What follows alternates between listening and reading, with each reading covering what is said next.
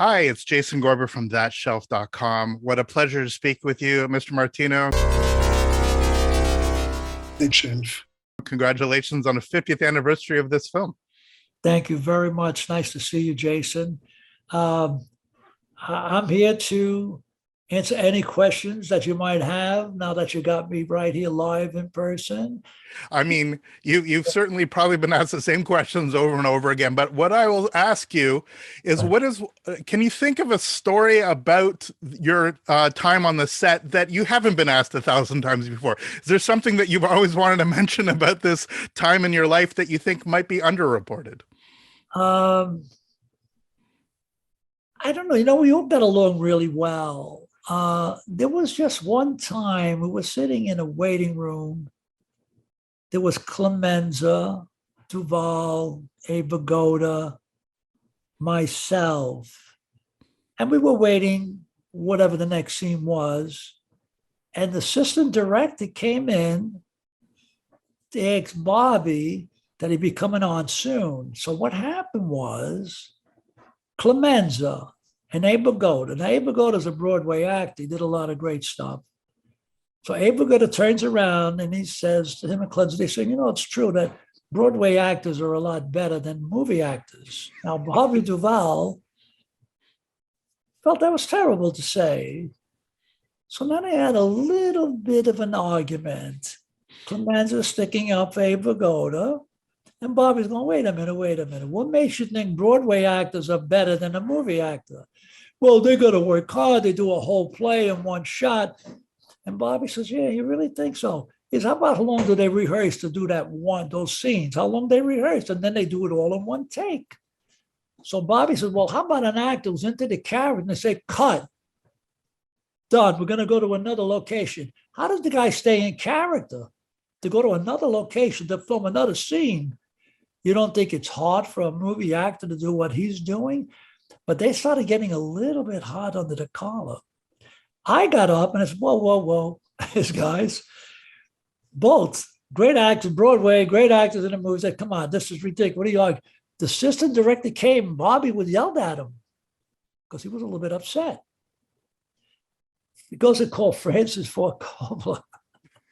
He said, what's going on? That's nothing. They were discussing better actors in the highway, Broadway, and movies. He says, oh my God. I said, but Francis, everything's fine. So Bobby says, yeah, I'm fine. I'm ready whenever you guys are ready.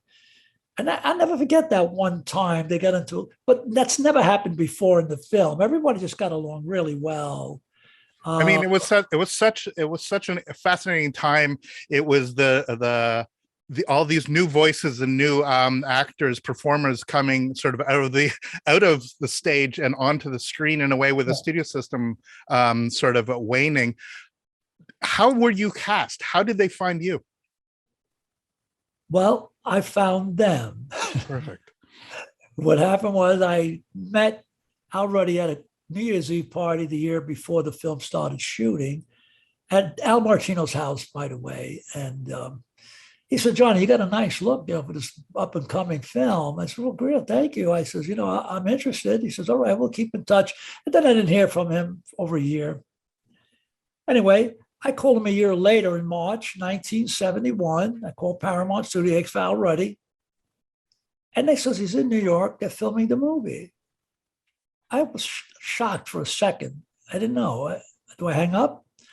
I said, by the way, how can I call him? You had a number I could reach him? They said, sure. I call up New York and now gets on the phone. And he says, Johnny Martino. I says, yeah. He says, where are you? I said, in California. He said, okay, good. Give me your number. I'll call you right back. Called me back 5 minutes later. He says, Johnny, do you know where Paramount Studios at? I says, yeah, I worked there years ago. So he says to me, get in your car, go there right now, and you're going to read for the character Paulie Gatto. For Bob Evans, he's the president. I said, okay. I'm a little nervous, oh my God. I rush to the studio. I get a drive on. I go by Bob's office. I go in. And Fred Roos is the casting director, comes over, he gives me the sides. And he said, Johnny, look at this. You play Paulie Gatto, and I'll send somebody to read with you. He brings in Gary Marshall. So Gary Marshall sits next to me. He says, and I met Gary because he gave me a couple of little bit parts in a couple of films. One with Debbie Reynolds, How Sweet It Is. Mhm. And the movie The Grasshopper, I did a little love scene with Jacqueline Bisset. So that Tough was life. that, You have a tough life. that was the extent of my career. So anyway, I do the lines, and Bob, man, he turns around and says, Johnny, I think you're ready. Let's knock on the door. Let's talk to Bob and see. So we go in the room, and Bob says, Johnny, let's hear the lines. I do the lines. And he said to me, do you speak Italian? I said, what Italiano? And I do fluently. He says, yeah, that's good, Johnny. Thank you very much. We'll get back to you. Of course, I go home. You know, they say you walk around nervous wreck, you're waiting for a call. You don't know if you're ever going to get it. 3 hours later, whatever it was, 5:30 in the evening, I get a call. The woman says, Johnny Martino. I said, speaking. She says, Johnny, congratulations. You're going to New York. You're playing Paulie Gatto. They're going to start you with $750 a week.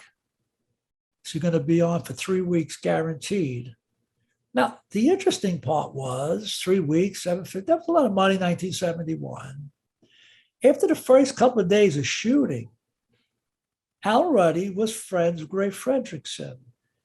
Now, Paramount only gave Al Ruddy $3 million to do the movie. Now, how do you do the movie with $3 million? But Al Ruddy turns around, I don't know. I said, but listen, Al, we're giving you 50% of the movie. You got a lot to work, you got a lot of percentages to, make deals. So Al Ruddy went for it. He said, okay.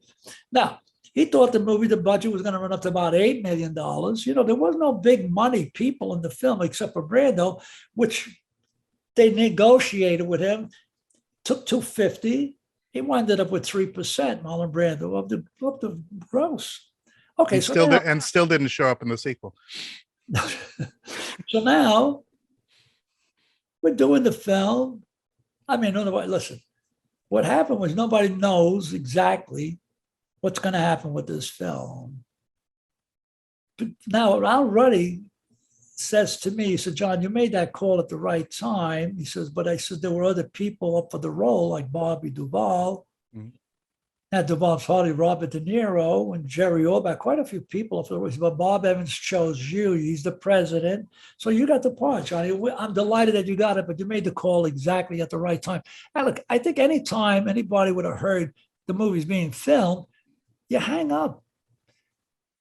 What made me not give up at that moment?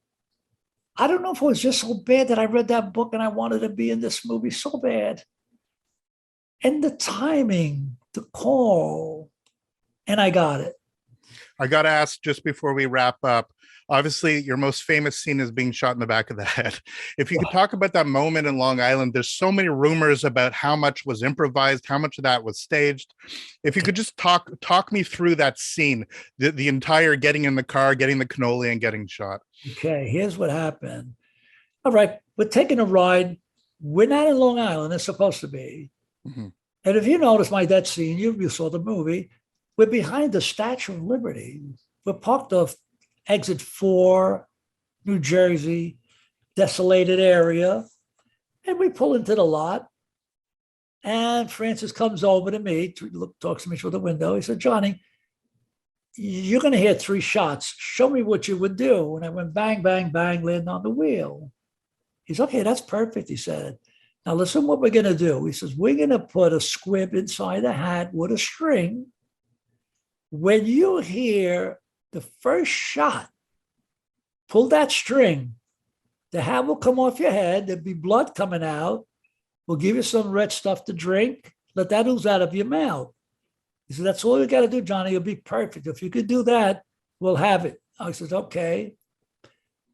Less than a minute, the actor in the backseat who's going to shoot me in the head, another guy gets in with a .22 rifle. Now I'm looking. I turned him and I said to the guy, what are you doing in the car? So he said, well, listen, he says, show me exactly what you did when you heard the 3 shots. It went bang, bang. He says, yeah, that's perfect. He says, why? I said, what are you going to do? He's, well, when Clemenza walks back, we want to show 3 bullet holes through the window. I said, well, how are you going to do it? He said, well, I'm going to fire 3 shots past your head. I said, what? Are you kidding me? He said, no. He said, we have to do it that way. Francis saw the confusion. He come running over. Johnny, what's going on?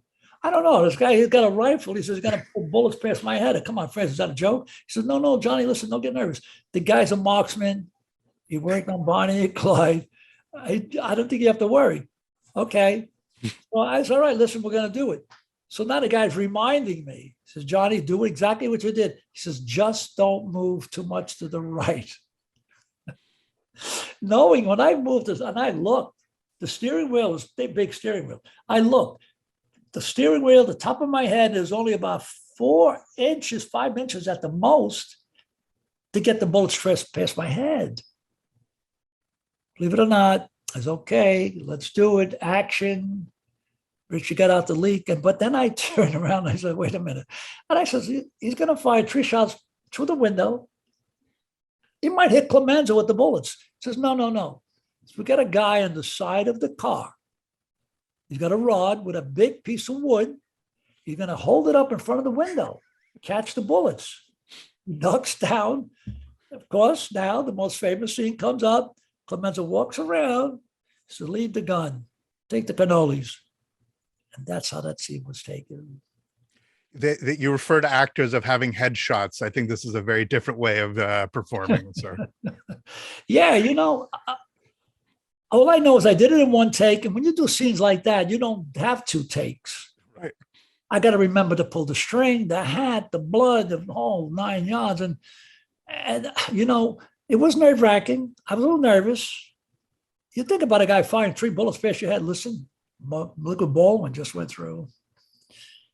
Accidents happen. I was friends with a very great actor, a friend of mine, Vic Morrow. Listen, how did that happen to him? I was very close with Vic, and the helicopter come down, John Lance, whatever, killed him and the 2 kids.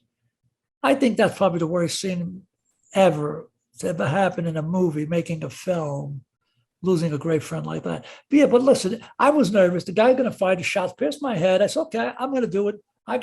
I'm not that I'm brave enough to want to get shot, but I said, okay, I think we could pull it off. I trusted Francis. The guy's a marksman. Don't worry.